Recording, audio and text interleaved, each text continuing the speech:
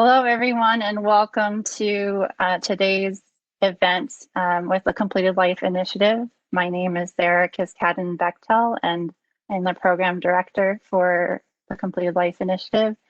Today, I have the honor to welcome 3 End of Life Doulas for today's special event. Our End of Life Doulas are Adrian Allotey, Melissa Wood, and Neidra Clark. Today's panel discussion will focus on how each of these women experience service in their role as a doula and their personal reflections on the field. While the concept of an end-of-life doula is not new, it has become increasingly pertinent with longer lifespans and complicated end-of-life decisions and considerations. So without further ado, I would love to welcome each of our doulas to offer a brief introductory remarks before we get into questions. And please feel free to enter your questions in the chat. This is a webinar, so the audience is not on video, only panelists are on video. And we are also welcomed and joined by Rachel Bloom, who is our incredible research and policy intern at the Completed Life Initiative. So thanks for being here, Rachel, and welcome to all of you in the audience. Even though we can't see your faces, we know you're there, and we're so delighted for you to be here. So thank you for joining us. And Melissa, would you like to get started with your remarks? I will. Thank you so much, Sarah, and thanks to the Completed Life Initiative and all the guests that are here. You know, we really appreciate you being here. My name is Melissa Wood. I am originally from Texas, but I'm originally from Wisconsin. I live in Texas now. I have a background in naturopathic medicine, which for those of you that don't know what that is, that's natural medicine, herbs, homeopathy, nutrition. I'm also a licensed massage therapist and instructor. And I was born to older parents and had to deal with that loss really young. When I was still in my 20s, I lost both my parents, and then I had my own cancer diagnosis and scare when I was really young. So just a lifetime of being around other people and myself and my parents that have passed away kind of ultimately got me to where I am today, which is helping people to have a better ending of their life. And in my opinion, that means if they work on accepting that the end of life is going to come for all of us, you know, none of us are going to escape this thing called life, that it helps us live a better life now and a more enriching life now. So that's a little bit about me, and I'll pass the torch on to the next person. Thank you so much, Melissa. Adrian, would you like to go next? Absolutely. So again, thank you for having us. It speaks volumes that your organization will facilitate such an important conversation. And for those who are joining us today, my name is Adrian Allotey, and I'm the owner of You're Not Alone Elder Care. I am an end-of-life doula, which basically means that I've been trained in the various end stages of life. I assist families with the understanding of the natural process of death by providing education, comfort, and support. I prepare people for their last breath. I hold their hand through their last breath, and then I assist those that they leave behind with creating a new normal. I absolutely meet my clients on their terms. I see them as whole and build relations with them and their loved ones. While doing this, I hold space and provide comfort for the person with the terminal diagnosis and their family in a loving, non-judgmental manner. I ensure that they are comfortable, their wishes are respected, and they are, again, like Melissa has said, are living their best life until the last breath. I know that every family is different, and so is every passing. So I listen to what is being said and what isn't being said. and I adjust my services based on my clients' needs. Thank you, Sarah. Thank you so much, Adrian. And last but not least, Neidra Clark, please go ahead. Thank you, Sarah, and thank you to Completed Life Initiative. I'm grateful for a platform to educate your community, and thank you for everybody for being here. My name is Neidra Clark. I am a North Carolina native and live in Central North Carolina in the Research Triangle Park area. I am an end-of-life doula, a home funeral guide, an ordained celebrant, and a green burial advocate. I am the founder and lead practitioner of Balance for Life and Death, which is also a registered dementia-friendly business in Orange County. I launched a monthly death cafe to provide my community a safe space to talk about anything death, which helps increase people's comfort level surrounding this typically taboo subject. I co-founded the End of Life Doulas of the Triangle. We're 9 trained doulas who have in part committed to being available for 24-hour scheduled vigil sitting. I am a founding member of a community care group called the North Carolina Piedmont Community Death Care, where a variety of folks such as green burial educator, home funeral guide, I'm the End of Life Doula representative, 2 progressive funeral directors, and a natural coffin maker and a shroud maker.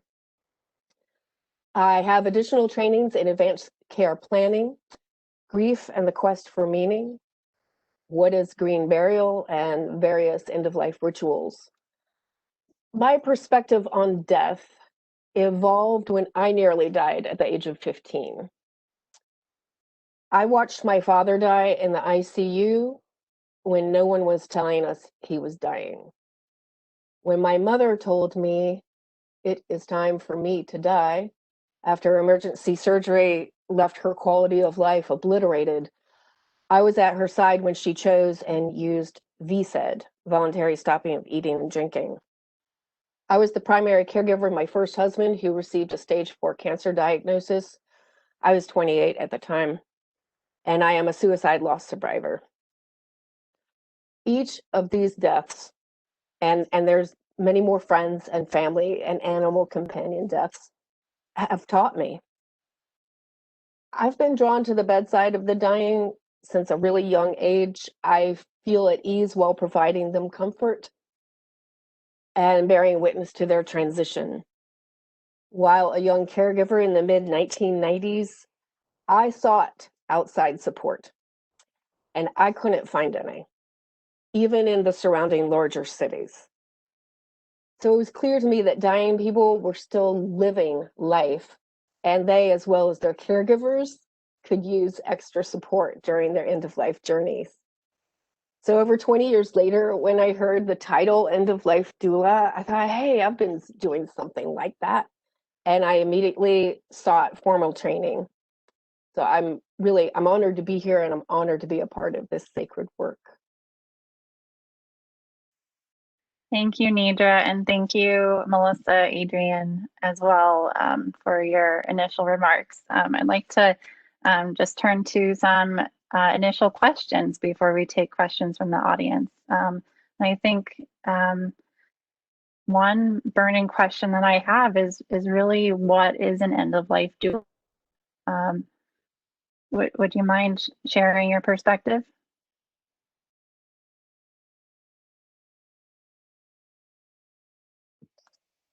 Neidra, go ahead. Oh, I'm sorry, I didn't know you were addressing me. Well, thank you. I appreciate that opportunity. End-of-life doulas provide non-medical holistic support and comfort to the dying person and their family. I like to say their loved ones, because not everybody has biological family.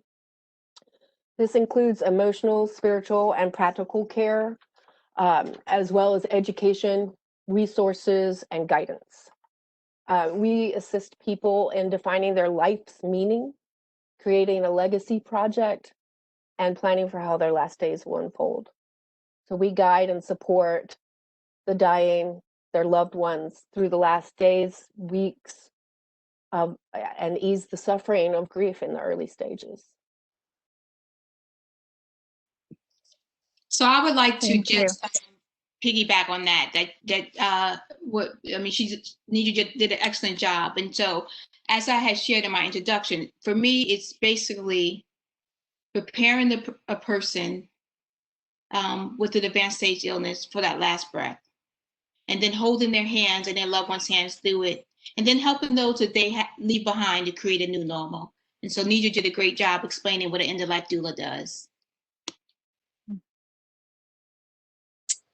And I would like to piggyback on both of them, just in adding something for me that I offer as well as kind of patient advocacy services. So that's going to be, if somebody needs, they don't know, they've just found out they need hospice and they're not really sure where to go. I can do that research and find a good hospice organization. I can do the research and find a good home for them to live in if they're not able to stay in their own home, but they don't want to be in a hospital or a nursing facility.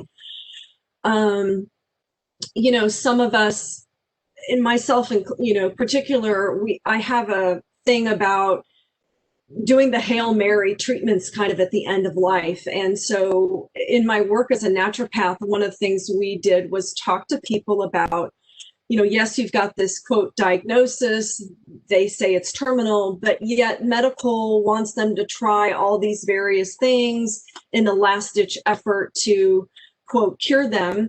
And the reality is nothing is ever going to cure somebody because we don't all live forever. So it's taking that extra time to really explain to people about their diagnosis. Sometimes medical doesn't do that. They just say, well, here, you've got 6 months. And they don't really go into a lot of detail about what that means. What does that mean? What's going to happen to me over the next 6 months? So it's a lot of, like Adrian said, education, and Neidra, lots of hand-holding. But it's not just about being with the person while they're dying. We all do that. We all do vigil work while they're actively transitioning, but it's also all these other things that happen before that process. And sometimes that can be a couple days, a week, several months, it really just depends. So that all is going to be encompassing in what a doula is and what a doula does. Thank you all so much. Melissa, I'm going to mute you. It's great. So really creating this idea of creating sacred space seems to be relevant and so important to what you each do. And I think it might be important to differentiate. I've heard the term end of life doula and death doula used interchangeably. And would you mind differentiating the difference between these two things? Because as you mentioned, Melissa, sometimes this end of life stage can take many months and it's not necessarily a cut and dry experience. So would you mind elaborating on the distinction? Sure. And what you said is one of the main reasons I prefer the end of life doula title as opposed to death doula, because it's not just about the active dying stage.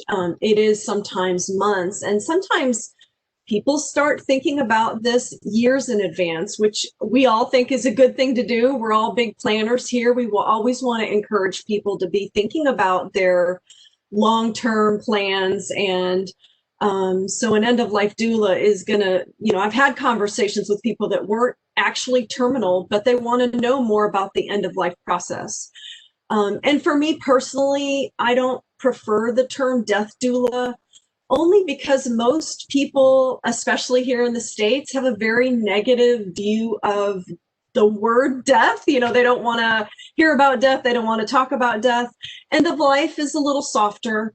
And it also tends to have people ask questions. Well, what is an end of life doula? As opposed to a death doula, which they might just think has to do with dying. So that, for me, that would be my answer about that.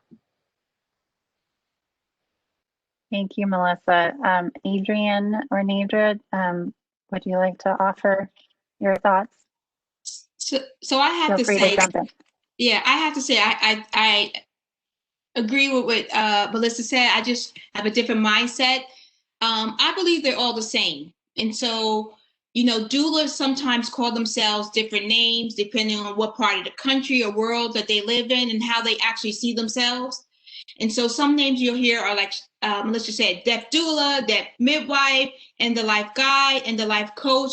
The list really goes on. And so what I would say is to focus on don't focus on what someone calls themselves, but how their service and style and their story resonates with you and how they show up in the world. And so for me, my story is that I always tell people I come from good genes. My grandmother lived to be 106 years old.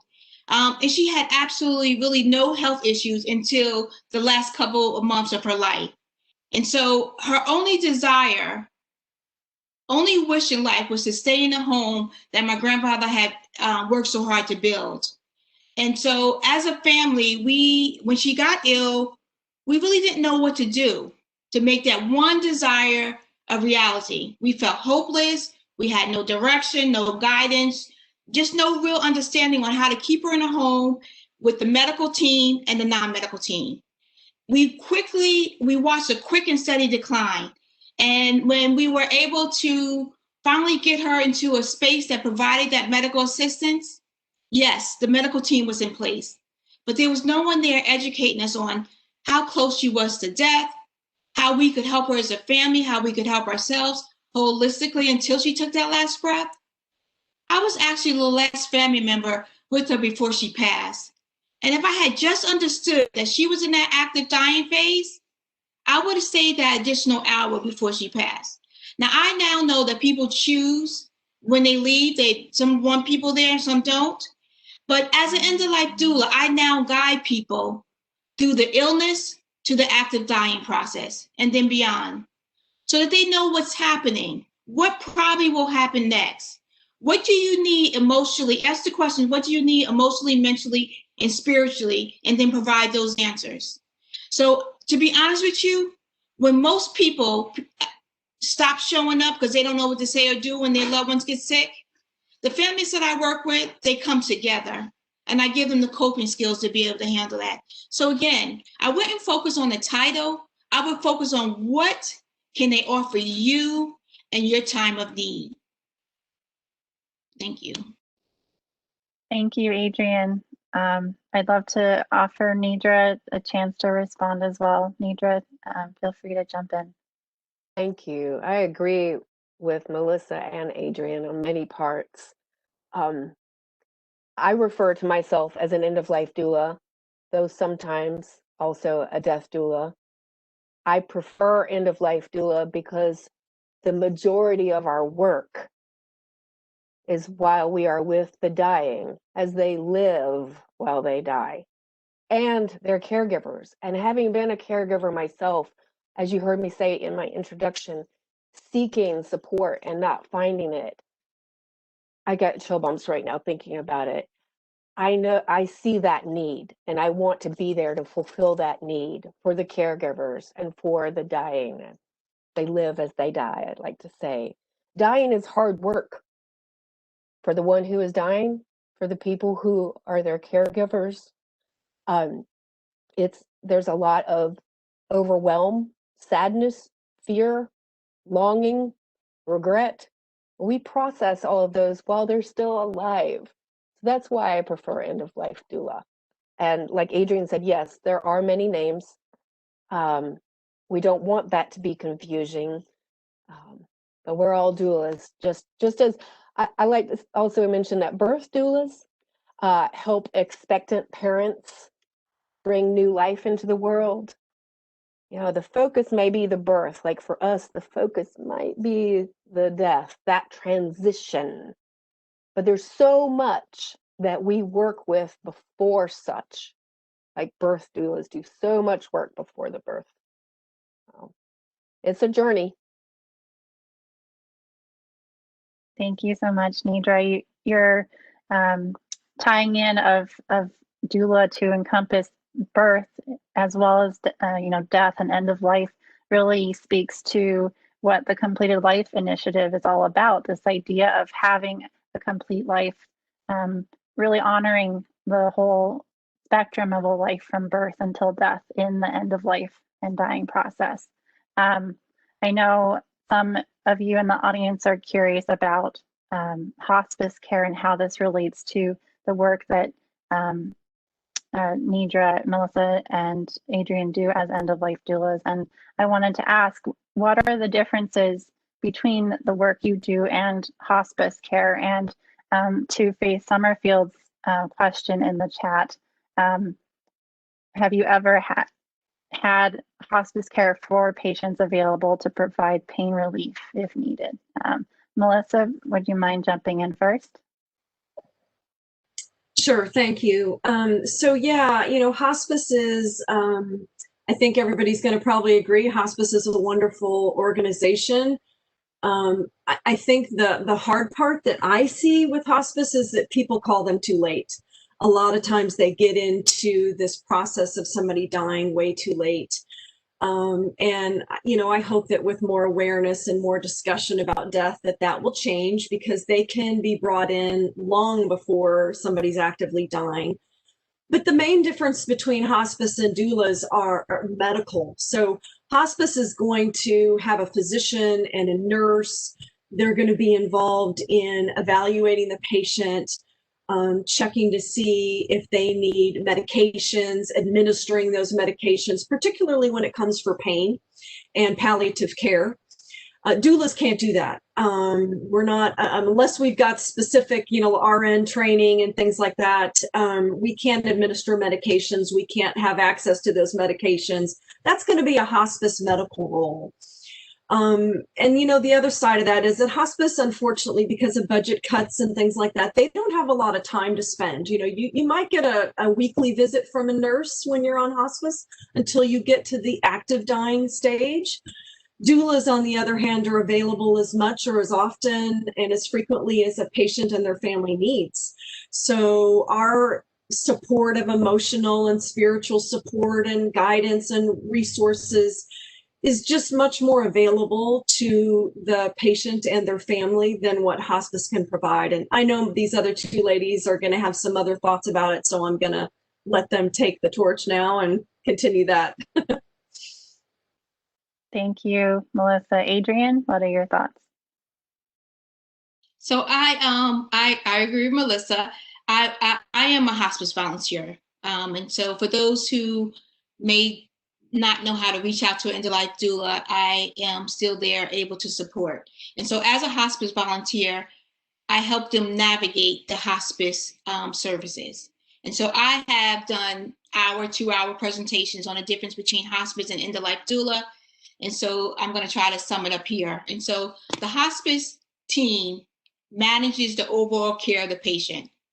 You have a hospice nurse who will teach the loved ones how to do the care when she's not there, he or she is not there.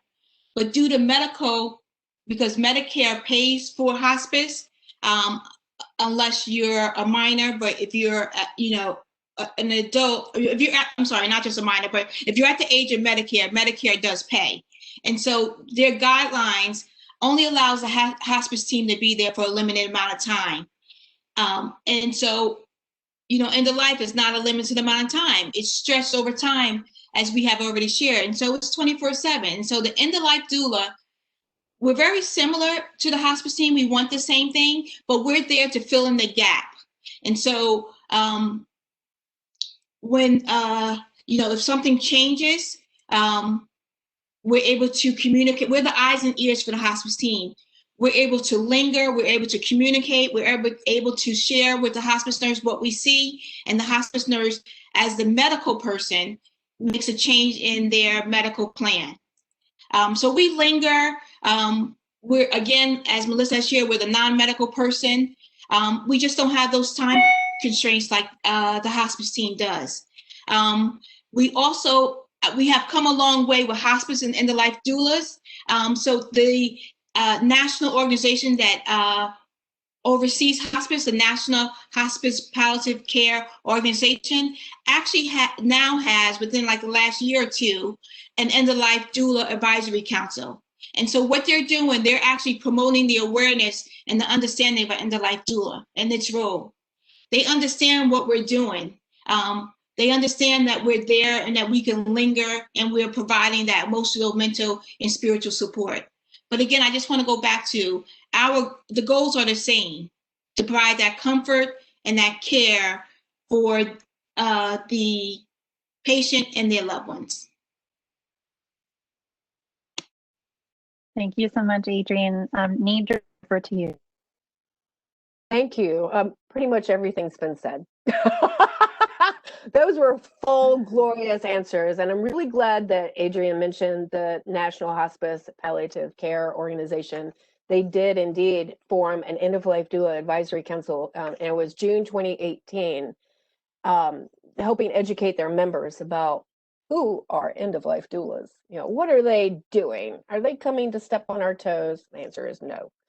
And their announcement, I'm going to quote, End of Life Doulas enrich the experience for patients, family members, and friends, and strengthen the relationship between medical and non-medical end of life support.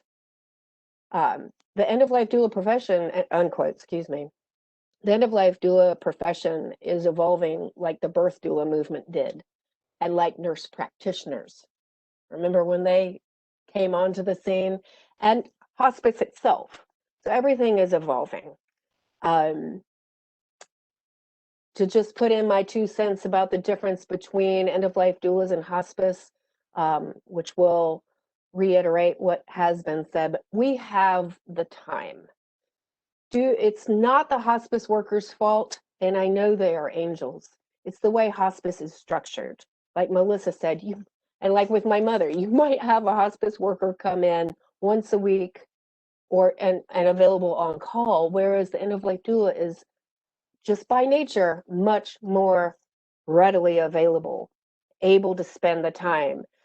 We complement hospice. We work with hospice. We work beside hospice. We are non-medical end-of-life support, yet we can be a liaison between the patient-client, and the medical staff. We're the extra set of ears and eyes, so we can relay, for example, changes that the patient may be experiencing to the staff. Yeah. Thank you so much, Neidra. So you mentioned being a non-medical liaison between the patient and their hospice support team, their medical care providers. So my next question is, how do you guide and support someone who is dying and support their loved ones in creating their end of life plans? Maybe they're not actively dying, but they have received a terminal diagnosis or are scared about their current condition. How do you support them and help them navigate that experience? I can begin with that one. And so my thought process is, once you become of age, once you're an adult and you make a decision for yourself, you should have an end-of-life plan. If COVID has taught us nothing more than that, we should begin the conversation. It should be taught in school. It shouldn't be such a taboo topic. But I cannot stress enough, education, education, education. Having that proper end-of-life paperwork in order makes all of the difference. And so I work with my clients to document their medical wishes, to decide who's going to make those choices for them if they're not in a position to do so. And I also do something a little different. I create what's called a living well plan. And what that does, it documents not only the medical wishes, but there's so much involved in the life. So it documents their physical, emotional, mental, and spiritual wishes for the last hours, days, or maybe even weeks. And so I give my clients a choice on what they want to see happen, who needs to be there, what does that sacred environment look like, smell like, feel like. And then guess what? We don't put those papers away in a drawer somewhere. I facilitate family meetings where everyone is on the same page and is aware of what the person's wishes are.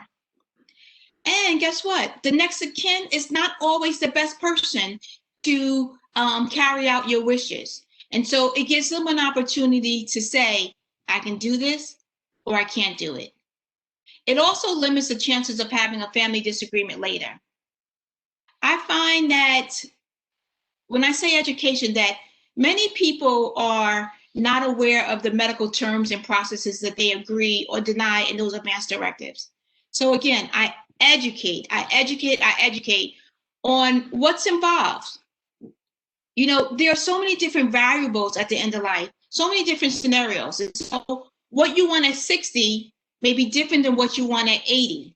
What you want at 79 and a half with a grandbaby on the way that you just want to lay your eyes on them for one time may be different.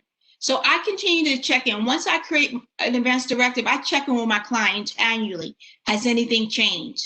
Let's have those conversations. I also believe that when you do this, things can happen very fast at the end of life as well, as with COVID. And so it gives the people who you have left in charge of your wishes to be less indecisive and less guilt. Did I do what they asked me to do?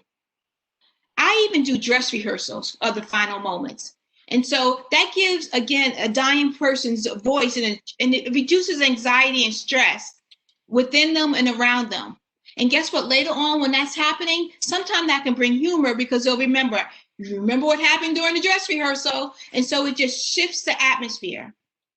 I also believe that there's freedom and less guilt when a person has their advance directives in place. And so I find that once it's done, that family meeting is done, there's a sigh of relief, which allows for more enjoyment to come back into a person's life. They're relaxed. They're able to be creative. That's taken care of. Less guilt, less anxiety. And guess what? The person who's passing will feel less of a burden. And so to me, that's amazing. To be able to give that, to lessen the guilt, lessen the fear, and lessen feeling like a burden is a gift. Thank you, Adrian. Melissa, over to you.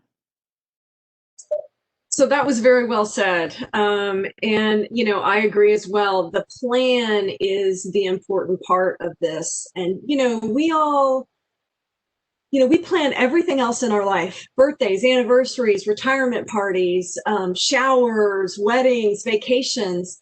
You can't plan a wedding in one day. You know, people spend months and years planning weddings and vacations, but yet when it comes to what's going to happen in this very special time, this sacred time, this special, special time in somebody's life at the end of life, nobody plans. You know, they don't want to talk about it. And so the planning piece, like Adrian said, is so critical to make sure that, you know, their family understands what they want and everybody's on the same page. It saves a lot of arguments and family disagreements later. So having those conversations, which sometimes take hours and days to flush out from somebody what they want that last week or that last day or that last hour to look like, and even the after death part, you know, do they want to be bathed afterwards? Do they want to have crystals around them or flowers bathed on them? There's so many different things. Different cultures do different things. So it's that's important to find out about what they want, and that gets done at the beginning of our relationship with that client to make sure we're honoring every single thing that they want to have happen. Thank you, Melissa. Over to you, Neidra. Thank you.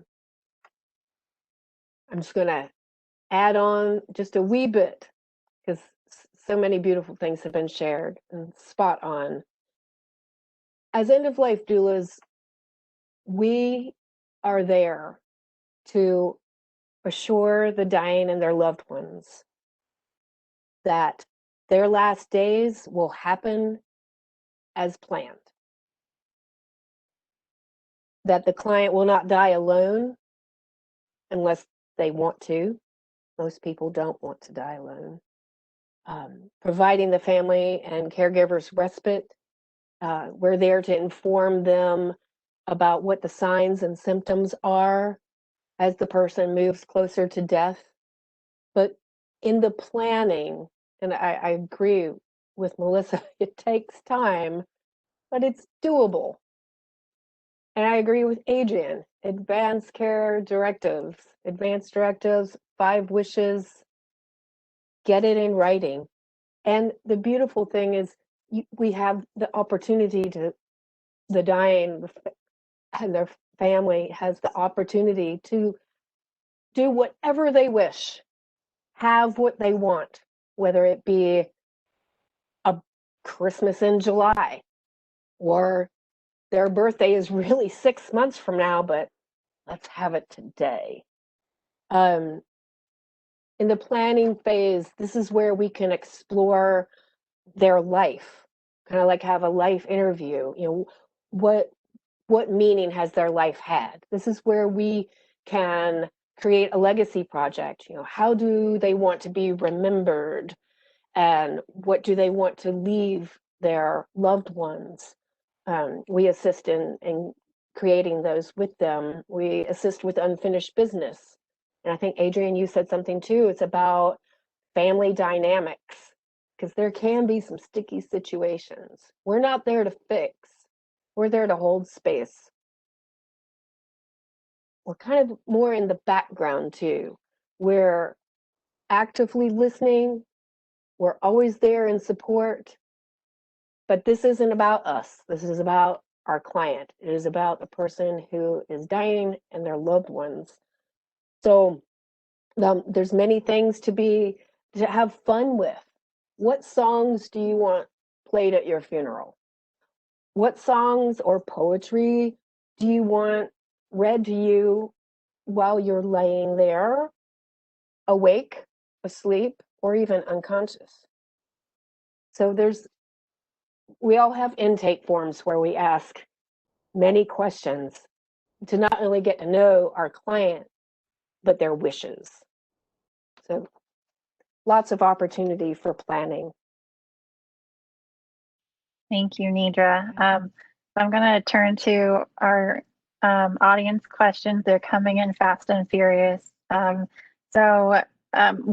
question that has been echoed by many of you in the audience is, how does a doula charge for services that you offer?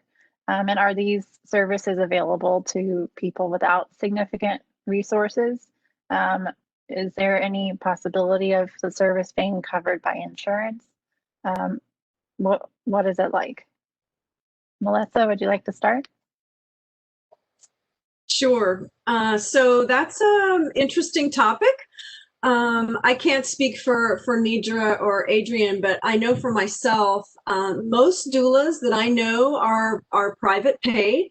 The patient or their family pays them for their services. Some doulas charge a flat fee in advance, which can be from several $100s to several $1,000s, depending on if they're going to be involved in the funeral process and things like that. I charge hourly. But I also do a fair amount of pro bono work. So for a family that needs services, that needs help, I still work for hospice as a volunteer as well, just like Adrian. Those roles are not paid for. So I look at it as, a client that is capable, that has the resources to pay me a fee. Then I'm able to then in turn offer those services for free to another client that can't pay me. I'm very fortunate in my life. I have other massage business and things like that. So this isn't a full-time thing for me personally. I know it is for other doulas, and that's fine. Insurance, boy, that would be great. Unfortunately, I don't see that happening anytime soon. I think right now a lot of us are trying to get hospice to reimburse, to take on a doula as a person in their staff. We're trying to climb that hill right now to get, but again, hospice is going to have the same problem. How are they going to pay for somebody like us if Medicare is not going to reimburse them or insurance is not going to reimburse them? So, like Neidra pointed out earlier, we're at the same place nurse practitioners were before, and, it's coming, but it's going to take a little bit of time. Thank you, Melissa. Adrian, what are your thoughts?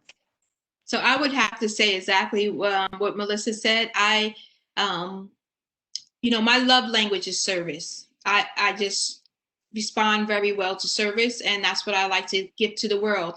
And so what I would say is that, Like I do charge an hourly in packages. I have all that set up, but I will work on a sliding scale. If someone cannot pay, I will do my best to work with them. And that's usually ingrained in a lot of the trainings that we offer. We have a sliding scale available. But I think that Melissa is absolutely correct that when I do receive pay for my services, I'm able to go and give. So it's almost like a double give for the person who is paying me, because it allows me to go and offer services as a volunteer other places. So thank you for sharing, Melissa. Thank you, Adrian and Neidra. Please go ahead. Like Adrian said, in the training I took with INELDA, the International End of Life Doula Association, it was repeated to us to, and strongly encouraged, to always consider the underserved and those who may not be able to afford our services. So, like Melissa, I do a lot of pro bono work as well, also offering a sliding scale. I charge by the hour for vigil sitting, because with the End of Life Doulas of the Triangle group I mentioned earlier, that's what we agreed upon. I offer individual services, but I have found that so many of them work together and so well hand in hand. I offer packages. As far as insurance goes, I just reminded myself with a quick Google search about, are birth doulas covered by insurance? And some, but not all. And birth doulas, the movement actually began in the 60s, but really didn't even pick up momentum until the late 90s. So I believe we have a ways to go with that. So the answer for now is private practitioner, private pay. I will just add, though, that those long-term care policies from way back in the day when everything was thrown into them that are not available today, unless you've already had one, do and will pay for, some of them do pay for end of life doula work. Great, that's so good to know, and I think many in the audience are really curious how this process works. So thank you. So I'd like to turn to a question also from Faith Summerfield. She is curious, how do you deal with extreme pain during active dying and before? At the time of active dying, if the patient is in excruciating pain, do you, for example, with air hunger, do you just get them through? And as in the case of a birth doula, what are your thoughts? Should pain be part of the process? Are there ways that you and techniques that you use and know of to ease their suffering,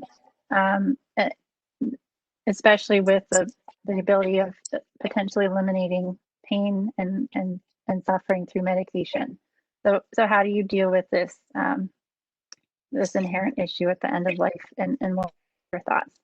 Adrian, would you like to start? So if I may, I'm like jumping out of my seat here. So you got to refer back to that advance directive, right? Because some people, and that's what I'm talking about, there are different scenarios. And so for some people, if they lose the ability to be present, they're okay with the pain. So it has to go back to what the person's desires and wishes are. We don't want anybody to necessarily be in pain. But again, it goes back to what their wishes are. If they lose the ability to be present, they may choose some pain. I failed to mention that I'm a Reiki practitioner as well. And so I'm able to use my energy healing skills to reduce pain, not only in the person who is in pain as a result of an illness, but also the family members. And so that's a gift that I'm able to give to my clients. The other thing I tell people to do is, the reason why you want hospice on board, because hospice nurses, so they make the medical decision. It goes back, we don't prescribe medicine. So any type of, we can use oils, we can use massage, we can use different techniques. But one of the things that a hospice nurse is able to do that you may not be able to get like with a medical doctor is that they use medicines that are not intended for whatever's going on, but has an outcome. And so that's why I always tell people, get the hospice nurse, because they have a lot of medical solutions to situations like pain or something else that's outside of the pain. So we don't handle the medicine part of it, but again, like the gift for Reiki, energy healing, massage, oils, put in a wet cloth, put in heat certain places. Those are the things that, just some of the examples of how to deal with that. Thank you, Adrian. We actually had a question about from someone named Adrian as well, who is also a Reiki therapist, and she asked, do you incorporate breath work into your work? What's your experience with that? Sorry, I'm quite sure the other ladies do as well, but I'll just answer that because Adrian sounds like a nice combination. So absolutely, breath work is helpful. I'm also have the ability to do body scans, and so I'm able to, sometimes you'll go in, as a doula, I'll go into a room and there's a non-medical, the medicine, the science can't determine why this person is uncomfortable. And so as a Reiki energy practitioner, and my medical intuitiveness, I will be able to tap in and find out what's going on. So it could be something as simple as we don't have plans for my dog yet, so they're uncomfortable. I didn't want my adult children to wash me, so they're uncomfortable. So I listen for things that are said and are not said. And so those are some of the gifts that I bring to the table as a Reiki practitioner. But absolutely, doing some visionary work, breath work, can definitely aid and help not only the person who's with the advanced stage illness, but also the family members. Mm-hmm. Oh, Sarah, I think you're muted. Oh, sorry about that. Happens to the best of us. Neidra, would you like to share your thoughts on this? Please go ahead. Yeah, thank you. Like Adrian said, and to reiterate, we are non-medical, so we cannot administer pain medication, but being the eyes and ears and spending that time with our client allows us to monitor such and relay it to the hospice staff. There are other ways to help ease the pain, along with the energy work and Reiki Adrian mentioned. I use guided imagery quite a bit. Basically speaking, it's a wonderful distraction, but it's always a beautiful way to help the client relax, to get their mind off of what is gripping them in the moment, such as the pain. It can help the loved ones and family as well. It helps them move more deeply into their internal experience and their feelings. This can also help in the grief process. It eases emotional distress, coping with the grief feelings, and I'm also a laughter yoga teacher, which involves a lot of breath work. And depending on the physical state of my client, we may see about doing a little bit of laughter, and the whole basis of any style of yoga is breath work. So if I can just get a few chuckles even, or maybe watch something funny on the television, right? Then that releases endorphins, and endorphins help with the pain. Oh, that's wonderful. Laughter yoga sounds great. So thank you. Melissa, what are your thoughts briefly? So, regarding pain, my personal opinion is we have meds. Hospice is going to have access to all kinds of medications. I think most people are afraid of being in pain at the end of their life. And so I want to reassure folks that they can, sedate you. It's called palliative sedation. And somebody doesn't really have to suffer. You just really don't. The key is communicating and, having, like Adrian said, having those advance directives filled out appropriately and discussed with everybody on the team and the family so that everybody knows, this is the level of pain this person's willing to put up with. And then after that, medicine's going to need to get stronger if they need to. But we also have our own tools in our toolkit. Just like Adrian said, I also do Reiki. I do massage therapy, I do aromatherapy, I do homeopathics, flower remedies, crystal therapy, there's a lot of energy therapy, hypnosis. I mean, we do have tools that can help that person to relax and be present if they want to be present. And some people don't want to be present. They really just want to be knocked out. And that's okay too. We have to meet that person where they are and help support them the best way we can. So that's going to be what I think about the pain issue. Thank you, Melissa. So we have a question from Pat Fisher, and she says that she'd like to know more about VSED, or voluntarily stopping eating and drinking. Has anyone other than Neidra had experience with it? And she'd specifically like to know whether any of you have had experience or are willing to support VSED in a dementia patient. So Melissa, over to you. Yeah, thank you. Yes, I have had a client that just recently went through the VSED process. And I was there to support her from the, kind of the beginning of her decision making through the end of that process. And I personally absolutely do not have an issue with that choice. I believe medical aid in dying needs to be available in every 50 states.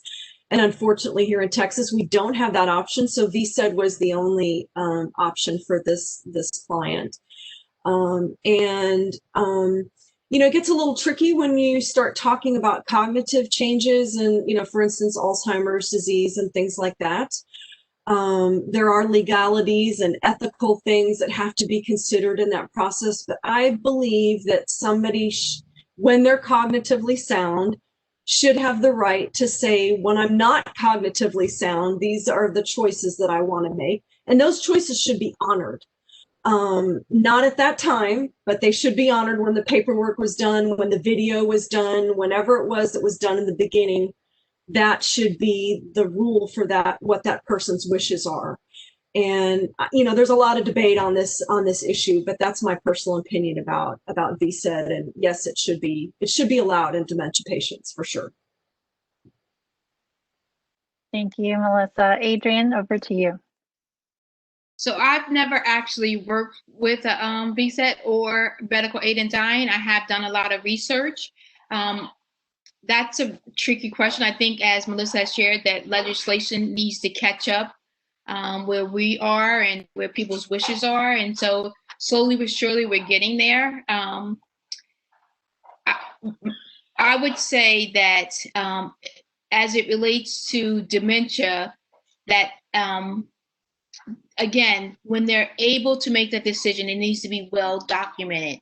What it looks like, as Melissa has shared, not only in writing, but also in communication, because there are some ethical issues and legalities that we need to make sure that we're not taking away a person's desire or putting ourselves at liability. And so I think that the arm needs to move a little bit in that direction as it relates to the laws are concerned.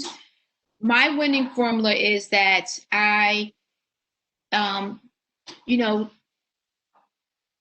show up ready to serve and to actively listen and to follow a person's wishes. And if they change, to honor that as well. And so if that's the person's desire, I am okay with it. I think it's about education. It's about choices. And if you, and if that is what you chose, then it needs to be honored and respected. To me, that equates to quality of life, right? If I said something, if I believe something, if I lose the ability to share that, it still needs to be respected. And the person, a lot of times we use the word like they're dying, but they're still living. And so if they have a wish, I take it to the last breath and beyond. So in other words, I'm okay with it. I do think as a dementia is a tricky subject. I wouldn't want to take that from someone. I would want that for myself, but ethically and legally, I would just want to know a little bit more information to make sure all the T's are crossed and the I's are dotted. Mm-hmm. Thank you so much, Adrian and Melissa. Another question is from Timothy Quill. He's an incredible palliative care physician. He's been featured in many Completed Life Initiative events, especially in session 1 of our fall conference last year. And he asks, out of curiosity, how does a doula respond when a patient is ready to die now and not wait any longer? Would they differ if they live in a place where physician aid in dying is legal, such as Oregon, versus a place where it is illegal? What are your thoughts? And Melissa, I'll start with you. Well, I'm just going to go back to my client that I had, and that actually happened here. She made the phone call to her friend in another state in New York and said, "I'm ready to die. Like right now. I've had it. This illness is she had MS. It was advanced. She had a very poor quality of life. So for her, it was like, I'm ready, but she's in a state where medical aid in dying wasn't an option. So the next best thing available to her was VSED. And it took time. It took time to implement that. We had to get her into a place where they would let her do that. A long-term care facility would not. So we had to do research into getting her to a place somewhere that would honor her, and getting her in a hospice that would honor that, getting her surrounded by the things that she needed, the wishes that she wanted. So that's what I personally did in that case. Was the only option to her was VSED, that was legal, and it was something she was comfortable with, and she was on board with, and the family was on board with as well. Thank you, Melissa. So over to Neidra and Adrian, and then I'll wrap up with a final question and conclusion. So please, Neidra, go ahead. To draw attention to the chat, I was able to, regarding VSED, voluntary stopping of eating and drinking, to guide people to the website of Compassion and Choices. For medical aid in dying, check out deathwithdignity.org. In North Carolina, we have Dying Right NC, and many states have their own organizations for such. When my mother was in the position of realizing that her life was not going to be anywhere near what it had been, and this woman had plans. She may have been 80 years old, but she had plans. This medical emergency was unexpected. She chose VSED, and thankfully, her surgeon went to her church, so he knew her. They had a conversation after my mother said, "I think it's time for me to die." I went outside, spoke with the nurse. Doctors come in. They were quite concerned. They didn't want this to happen, but they respected her choices, and I'm very grateful for that. And I've always wondered, what if we had not known the surgeon? How much more difficult would this have been? And in brief, addressing VSED and dementia, I'd have to review it again, but there is an advance directive for dementia patients. And And I would encourage everyone, whatever state of mind you're in, to spell everything out so that you get what you want in your life at the end of your life. Thank you, Neidra. Adrian, over to you. So I have so much to say about that. One, everyone should look at Compassionate Choices. It's an amazing website. Two, I want to say that kudos to the palliative care doctor. I tell my clients before you're in a position where you're dealing with advanced illness that you really should know and form relationship with the hospitals that have palliative care departments, because it's just a different type of person-centered care. And that's not to take away from other hospitals, but if you have access to one, I would form relationships, because what people don't realize is that advanced directives are not legal documents. So as Neidra alluded to, is that doctors can not follow your advanced directives. So have those conversations beforehand. As a doula, I think that, no matter which process you go through, VSAT or medical aid in dying, that you should have someone there to support the family, that you should take away some of that weight, whether it's the family or the patient. And, if something creeps up like fear, that you just take them back to remember what the goal is here, really identify what the feelings are and where is it coming from. And if they do decide to change their mind, to let them know that that's okay as well. And so, especially with one who, has the cognitive ability. And then if something goes wrong, if it's not mixed properly, you can guide and direct to that. So I don't know how they, how they don't have non-medical support there, because that's a tough place, but a good place to be in when you make that choice. And so. Okay, thank you, Adrian, and thank you, Neidra, and thank you, Melissa. I'd like everyone in the audience to know that if you want to see a copy of an advanced directive or specifically a dementia directive, we have those resources available on our website, www.completedlife.org. If you're interested in designating a healthcare proxy, we also have the healthcare proxy helpline, which will connect you to an advanced directive advocate and have a conversation with you about your preferences and values, so that you can document them accordingly. As everyone on our panel today has indicated, communication is key. Communicating not only in writing so that you have a document for posterity and to show other people if you happen to be unavailable, but also to communicate with your loved ones and to really have those conversations. So just a final note before we conclude today. If members of our audience are interested in learning more about what you do as End of Life Doulas and the incredible work that you do and the service that you offer in terms of holding space, and also if anyone's interested in becoming trained as a doula themselves, what would you recommend that they do? And also piggybacking on that question, how can people find End of Life Doulas? Is there a national database?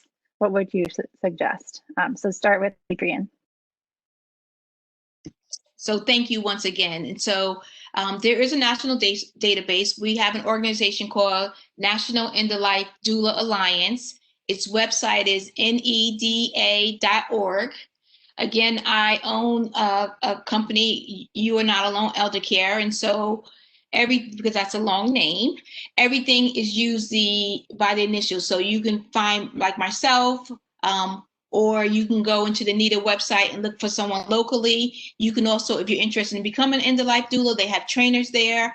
As far as if you wanted to pursue this, I would say that most trainers have like a free basic training that you want to sample the basic trainings, because a lot of people are, once something becomes more mainstream, people jump on it and they don't have the right intentions. So sample the training, see how the trainer resonates with you. You can find trainers as well as doulas. And I'm on every social media other than TikTok. and Pinterest, but my tag name is, You Are Not Alone Elder Care. So it's YANAEC LLC. So YANAEC LLC on Twitter, LinkedIn, Facebook, Instagram, you name it. So again, I just want to thank you, and it has really been a great time. Thank you so much. Thank you, Adrian. Over to you, Melissa. Thank you.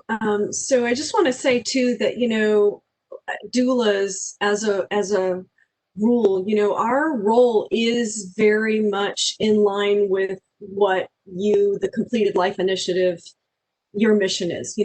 We all want to empower the patient at the end of their life and help them get the death that they want, help them to have peace at the end of their life, that they've kind of got their unfinished business done, like we were talking about earlier.